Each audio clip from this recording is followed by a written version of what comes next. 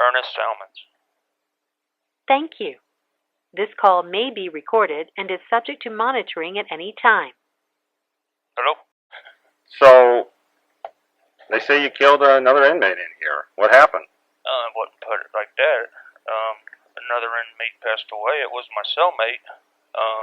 There wasn't I didn't murder the guy or try to murder the guy or have nothing to do with it. Like I told the deputy, I slapped the guy, he fell. That was what I had to do with it. I woke up in the middle of the night. They found out he was dead when I found out he was dead. Did you know anything about him? Nope. Did you know he was a sex offender? I did not know none of that. I didn't know any of it until the deputy asked me about it. I mean, well, I kind of had a feeling because he was sitting there hitting on me. I didn't know what he was in there for still. I know he had some. I didn't know he was in there for any children. That's why I don't really even care anymore.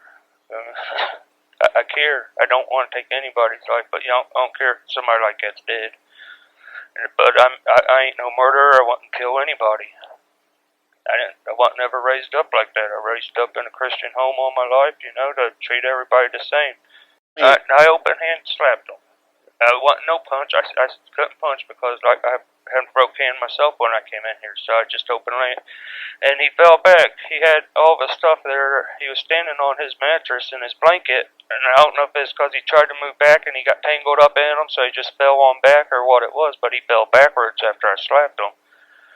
But he had already cut his head earlier because he slept underneath the desk, so he already cut his head earlier that day, which they thought that I did that one too, and I said no. I said he hit his head already, just like he had already fallen a couple times in the pod that day, and he fell into the toilet, But he wouldn't stand up to go to the bathroom. He was lazy, man. I said, get your feet out of the floor. He didn't move his feet. I said, hey.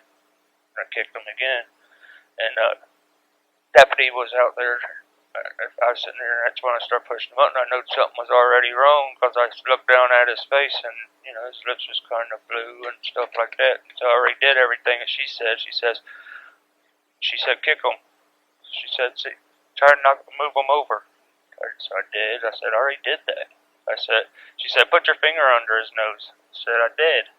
Said, he ain't breathing. She said, yeah, he's breathing. I see his stomach moving. I said, he ain't moving. I said, his stomach ain't moving. She says, I see him moving. I see the blankets going up and down. She walked away. So I went over there and I started pushing the button again, and I finally got the deputy at the desk, Youngberg. I said, hey, man, I said, there's something wrong. I said, somebody needs to come in here. I said, he ain't breathing. I said, he ain't moving. I said, she thinks that his stomach's moving. I said, and she walked away. I said, there's something wrong with him. So he called her back in there to come back, opened the cell, and checked on him. He wasn't moving, like I said. So how long did it take for them to come and open the cell and check him? Oh, good half hour. Good half hour. They don't answer these emergency buttons here for nothing, man. And you kept pushing, trying to get help? I was pushing that button so many times, and I was whistling. I could whistle pretty loud, with my fingers. And as that going through the cell, other people heard me. I didn't hurt that guy like that, man. I get along with everybody. There ain't a person in this world I don't get along with. And murdering somebody, that's just on a whole different book, dude.